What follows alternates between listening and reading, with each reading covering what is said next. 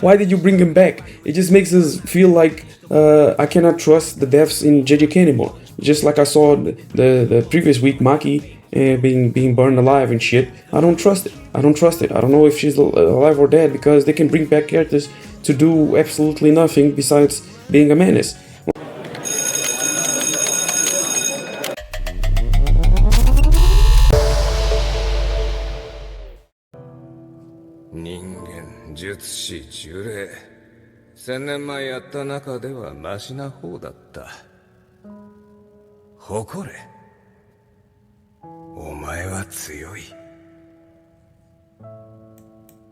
We got another episode of JJK this Thursday, and we had some advancements.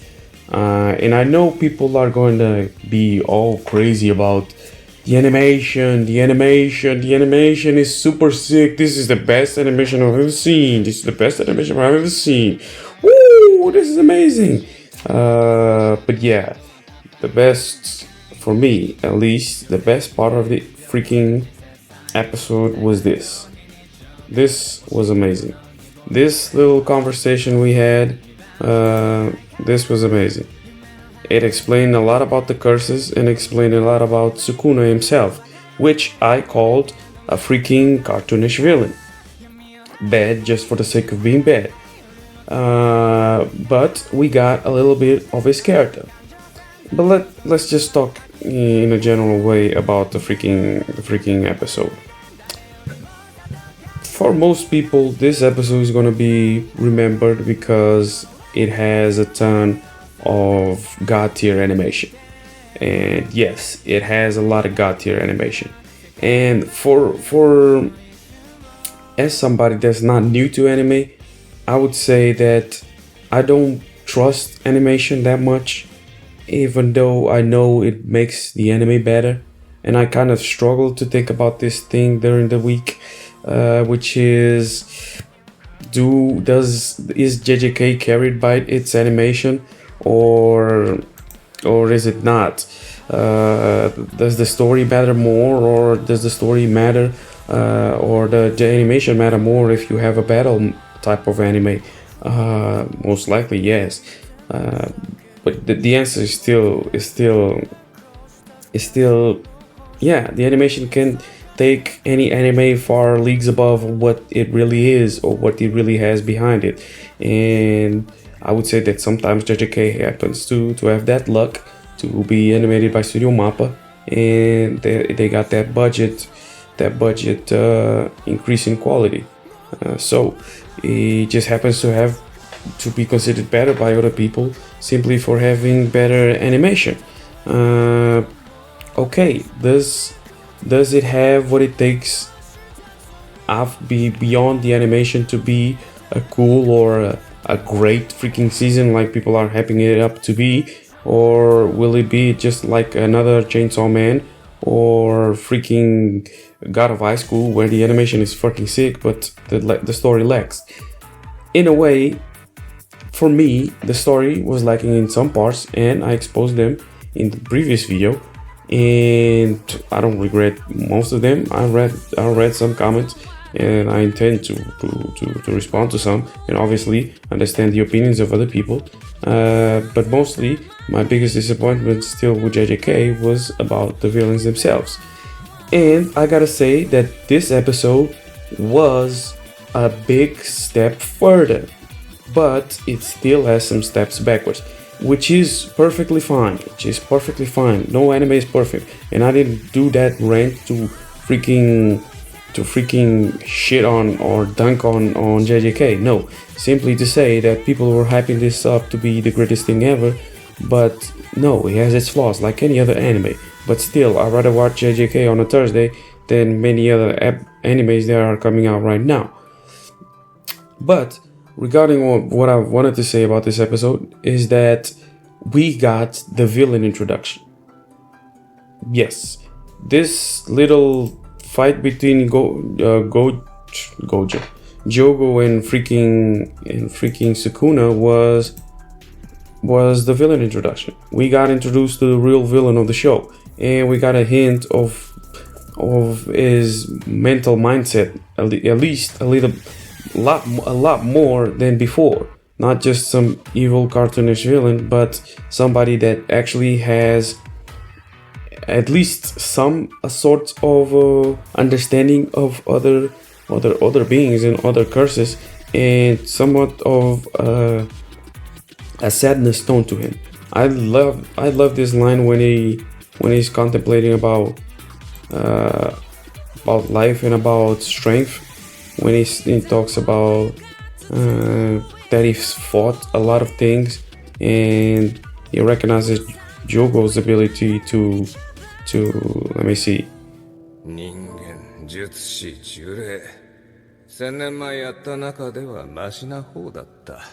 Yes, this sentence, when he says this sentence, he kind of says it and he's contemplating upwards. He's not even looking at Jogo. He has his hands on his pockets and he's just looking up like he's bored. And this kind of makes me understand a little bit more about his character, even though he's a motherfucker. He still kills people randomly and shit. Is somebody that actually watches potential in people and doesn't seem to understand why they don't obtain strength, considering they are so freaking weak. Like imagining that hands could be as strong as humans, but for some reason they just don't grab that potential to be stronger and don't overthrow that freaking power dynamic that exists. That's pretty much what Sukuna sees, because he's too strong. What he sees to every other freaking being in existence, I think, and is just contemplating like from above, like a god that has no match, and is freaking bored. In this case, a god or a devil, and yeah, is too strong and then doesn't understand why people don't use their potential to be stronger, and he kind of sees why, or sees where it happens, or in this case he identified that Jogo got his mental blockade after facing Gojo.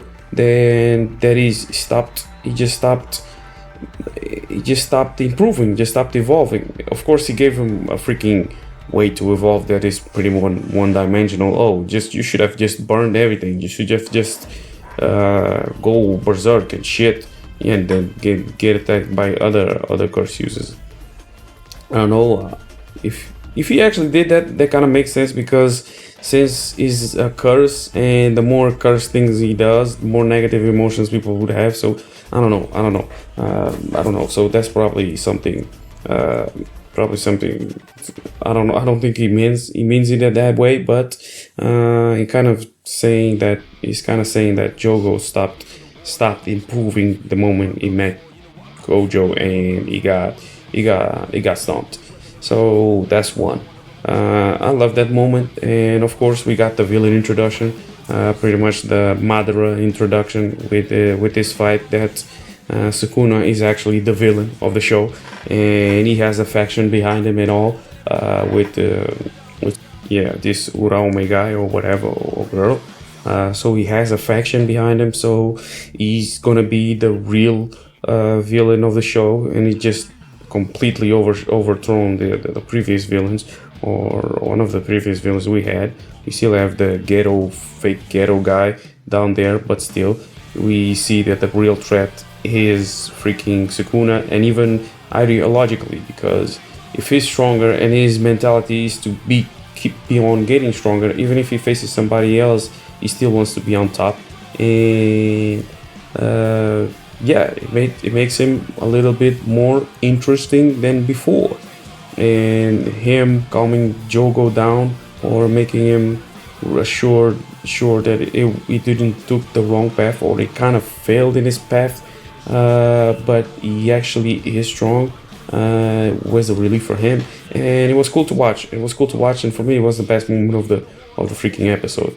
Well, people can say that action is all good and shit, but if an anime doesn't have an emotion, it doesn't have emotions behind it, it doesn't bring something out of you, then it's not good.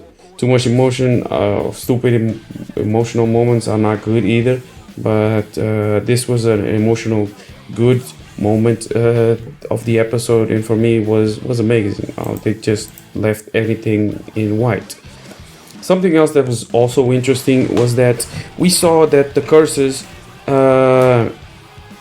can revive. Apparently, we didn't get that shit explained anywhere, but the curses can be revived, and apparently when they revive, they don't come back with the same memories or shit. Well, makes sense since people have negative emotions about something.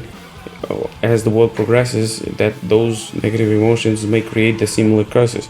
But of course, we don't get nothing explained about that. We don't get anything surrounding that. So it's just like I said, we don't know much about the curses. We don't know if they reproduce. We don't know if they die. We don't know if they need to eat. We don't know if they just grow stronger for no reason. We know they accumulate negative emotions and stuff, but they don't have. We don't have an understanding of their life purposes. That's why we don't really understand why Jogo wants all of this, or all of his ambition. We don't really understand it, and even Sukuna says he doesn't really understand it because we don't know from the point of view of the viewer. We don't know why he wants that. Why he wants what he wants.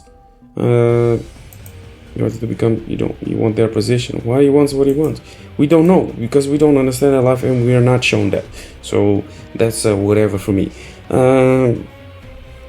Yeah, that's pretty much the most important part of the show, or of this episode, and that I found more interesting. Of course, this was for most people a top tier episode, and for me it was as well. It was actually very enjoyable, and seeing the powers of freaking Madara were cool as well. But yeah, we got introduced to more characters, and we found out again that these bitches that follow Ghetto around are very freaking irritating. Jesus freaking Christ. Like, they actually wanted to fight between each other just because of fucking Ghetto.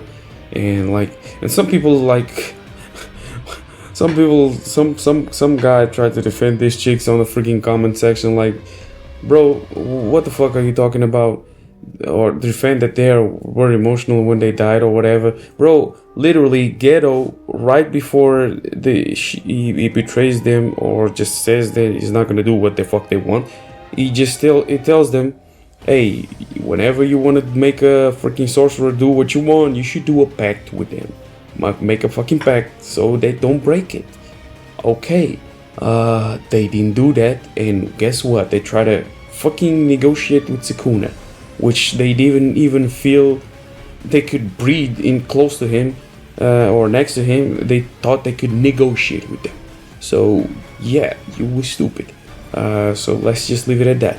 But yeah, besides that, we realized that they have love for Sukuna, and it's actually for Sukuna, no, for Ghetto, and they are willing to do whatever, but they're not all on the same page, and we saw what happened with that page of those girls. But something else that we saw that caught a lot of attention, besides the introduction of these two characters, this one that doesn't want to die or doesn't really want to die, it doesn't want to go to the lower floor to rescue Gojo, because yeah, they're probably gonna die. And given the fact that we don't have many team battle tactics or teamwork to fight against special great curses, the only teamwork we had that was most revealing was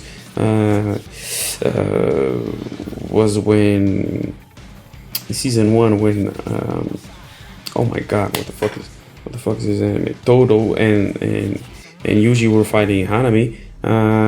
But besides that, you don't usually see two freaking sorcerers fighting somebody stronger, or we don't see that an importance or given an importance on that aspect, like people training or fighting together to defeat curses. So we know if they are weak, they're probably gonna die. So it's not a question of freaking tactics or whatever. They probably will die if they are weaker.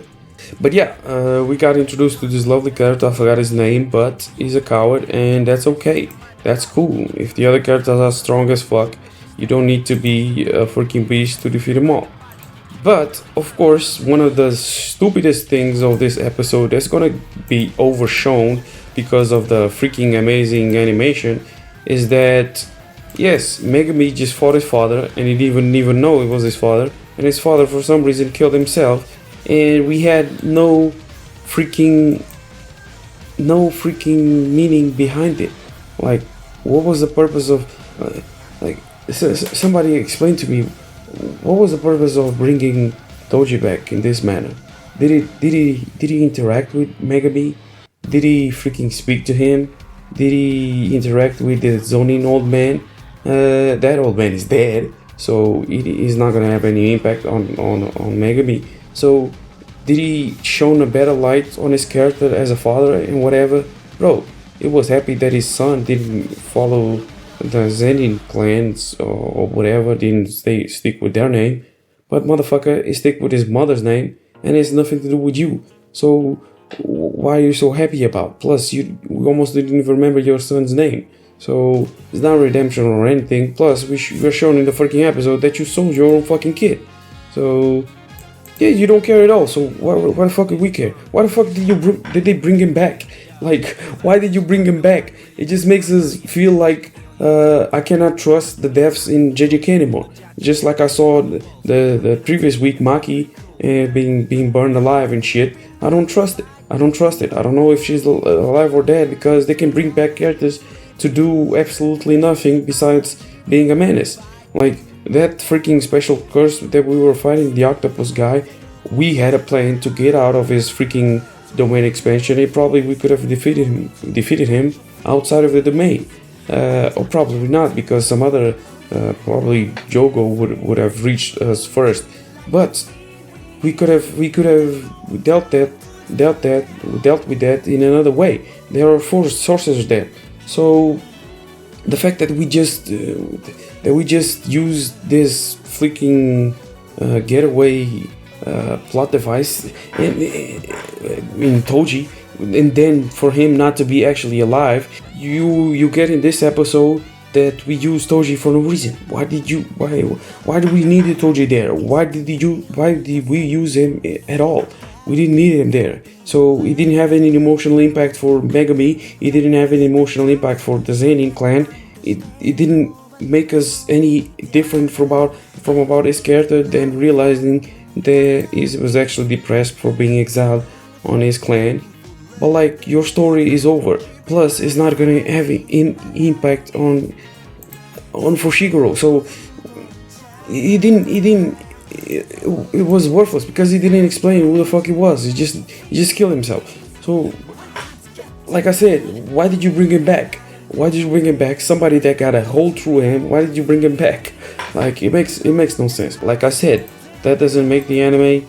Some animes are carried by their animation. Some animes are not, or are not at that much because the story is good.